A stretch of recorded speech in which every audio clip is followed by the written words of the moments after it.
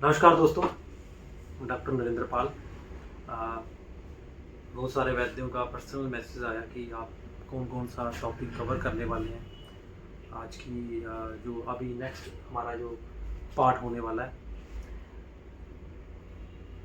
जैसे कि कल मैंने आपको बताया कि हमने कौन कौन से टॉपिक हमने कवर किए, उसी की कंटिन्यूशन में हम नेक्स्ट टॉपिक्स करने वाले हैं। ये सेशन जो ये पार्ट है ये 7 डेज चलेगा एज यूजुअल। जैसे पहले हमारा 7 सेशन हुए थे, और क्या क्या टॉपिक्स हम कवर करने वाले हैं उसी की कंटिन्यूशन में हम आगे बढ़ने वाले हैं। और पहला टॉपिक हम डिस्कस करने वाले हैं कवर।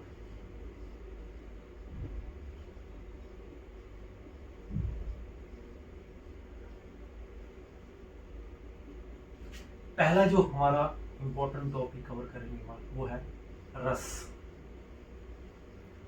रस क्या है, क्या उसकी क्लिनिकल सिग्निफिकेंस है, मधुर, अम्ल, लवण, कटु, तिक्त, कषाय, कैसे हमारी ट्रीटमेंट प्रोटोकॉल को चेंज करते हैं, और कैसे एक प्राइम चीज़ रहती है, चाहे वो आहार लो चाहे वो औषध लो, कैसे रसा अफेक्ट करते हैं। डीप कोर में जाएंगे, रस को सिंप्लीफाई करके समझेंगे ताकि फिर से कोई भी डाउट हमारे मन में राइज ना हो रस को रिलेटेड। रस के बाद हम द्रव्य को पढ़ेंगे,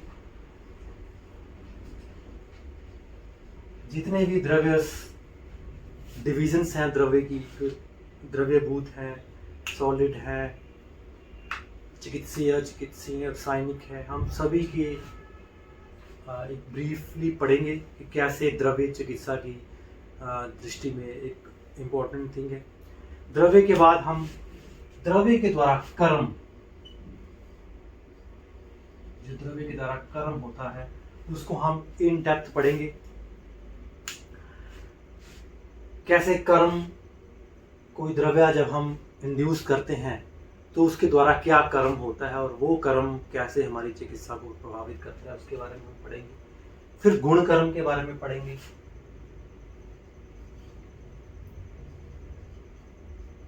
दोस्तों, ये सारी चीजें क्लिनिकल व्यू पॉइंट ऑफ से होंगी और आसान भाषा में होंगी, सिंप्लीफाइड वर्जन पे होंगी। कोई भी आपको बोरियत या थ्रेटिकल हम पढ़ रहे हैं ऐसी फीलिंग नहीं आएगी। बिल्कुल क्लिनिकल सिग्निफिकेंस से हम पढ़ेंगे, जो आज तक आपने कभी नहीं पढ़ा होगा। कैसे दोस्तों, यही जो सारी चीज़ें हैं, 4-5 चीज़ें हैं जो हमें कंफ्यूज करती हैं कोई भी योग सेलेक्ट करने में, कोई भी द्रव्य सेलेक्ट करने में। और ये जो बेसिक कंफ्यूजन है जो हमारी, ये सारी लाइफ हमें कभी भी मास्टरी नहीं होने देती। हमारे डिफरेंट टाइप्स ऑफ योगास में हम कंफ्यूज रहते हैं कि किशोर गुगल कहाँ देनी है, अमृता गुगल कहाँ देनी है, सुशेखर रस कहाँ देना है, लघु सुशेखर रस कहाँ देना है, सहचरादि कषाय कहाँ देना है, वल्लीय सहचरादि कषाय कहाँ देना है, रासना सप्तकम कषाय कहाँ देना है, रासना पंचकम कषाय कहाँ देना है। तो इस टाइप की कंफ्यूजन हम फाउंडेशन पार्ट से ही क्लियर करते जाएंगे, क्योंकि जब हम चिकित्सा पढ़ेंगे तो हमारे बेस क्लियर हो जाएंगे। तो जब बेस क्लियर होंगे तो हमें द्रव्य पढ़ने में, योग पढ़ने में, पंचकर्म करने में आसानी होगी। ये पढ़ने के बाद हम डाइट और डाइजेस्टिव पावर पर एक in detail, in depth discussion करेंगे। डाइट एंड डाइजेस्टिव पावर, कैसे पेशेंट की डाइजेस्टिव पावर डाइट को इन्फ्लुएंस करती है, और डाइट कैसे डाइजेस्टिव पावर को इन्फ्लुएंस करती है। एक देखने में सिंपल सा टॉपिक है, लेकिन बहुत इन डिटेल हमें बहुत सारे टॉपिक्स इसमें सब मर्ज हैं जो कि हम कवर करेंगे, जो कि क्लिनिकल व्यू ऑफ पॉइंट से बहुत इंपॉर्टेंट होंगे, जो कि लास्ट में ये डिसाइड आपकी इस जो डिसीजन को हेल्प करेंगे कि कैसा द्रव्य किस में देना है, कौन सा योग किस में देना और किस मात्रा में देना। इसको हम इन डिटेल पढ़ेंगे। उसके बाद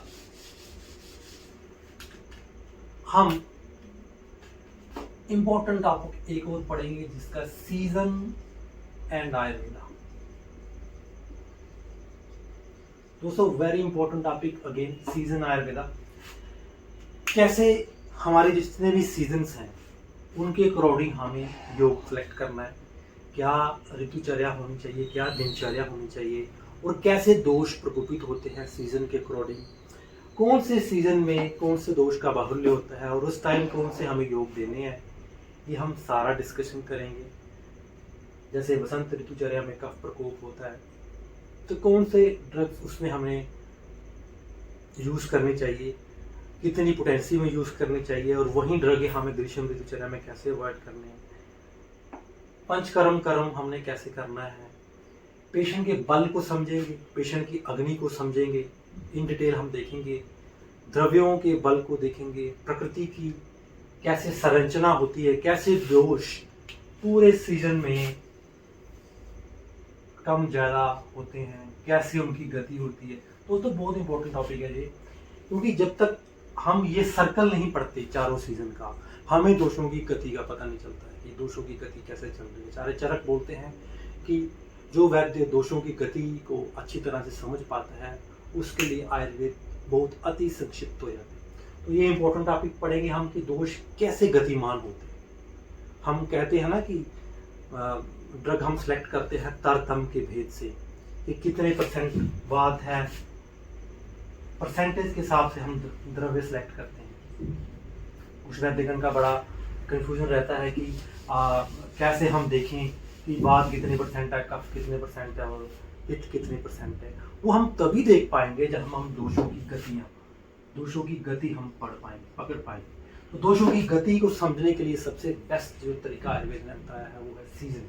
चारों सीजन को हम डिटेल में पढ़ेंगे, इन डेप्थ में पढ़ेंगे, और उसके बाद अगर हमें टाइम मिलता है, अगर 7वें सेशन में हमें टाइम मिलता है तो हम एक टॉपिक और इम्पोर्टेंट करेंगे कवर करने की कोशिश, वो है वेग्स का टॉपिक हम कोशिश करेंगे। लेकिन ये डिपेंड करेगा कि अगर 7 सीजन में हमारे टॉपिक ये एसएससी टॉपिक हम लेके चलते हैं, इन केस अगर हमारे पास टाइम बचता है तो हम इसको कवर करेंगे। सो ओवरऑल फुल पैक एक नॉलेज, बंडल ऑफ नॉलेज ये सेशन पार्ट रहने वाला है। जो मैंने आपको टॉपिक बताए हैं ये सिर्फ देखने में भी आपको लग रहे हो कि हमने पढ़े हैं, लेकिन जिस तरीके से हम पढ़ेंगे वो आपने पहले नहीं पढ़ा होगा, जिस अप्रोच से हम पढ़ेंगे, और जो भी इनमें सब मर्ज्ड टॉपिक होंगे, सब डोमेन वाले टॉपिक्स होंगे, वो अनलिमिटेड है, वो हम देखते जाएंगे। सो जिन वैद्यों ने अभी तक एनरोलमेंट नहीं करवाई है आप करवा सकते हैं। हम लिमिटेड नंबर ऑफ सीट्स रखने वाले हैं, काफ़ी एनरोलमेंट हमारी हो चुकी है, हम 50 के करीब हम मेंबर्स इस पार्ट में भी रखेंगे, और इसी वीक से हम शुरू करने वाले हैं थोड़े ही दिनों में। तो आप अपनी एनरोलमेंट करवा सकते हैं।